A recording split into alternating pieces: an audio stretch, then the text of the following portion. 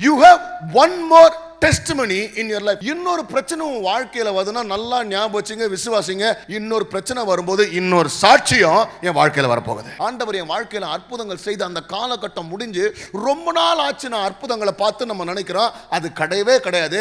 உன் season of மிரக்கல்ஸும் முடியல, உன் சாட்சிகளும் முடியல.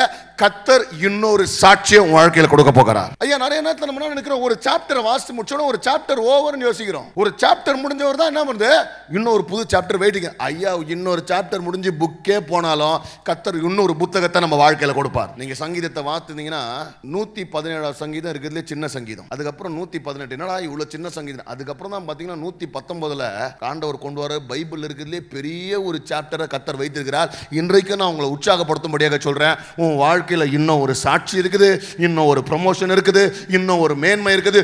Your season of miracles is not over. God is going to give you another testimony.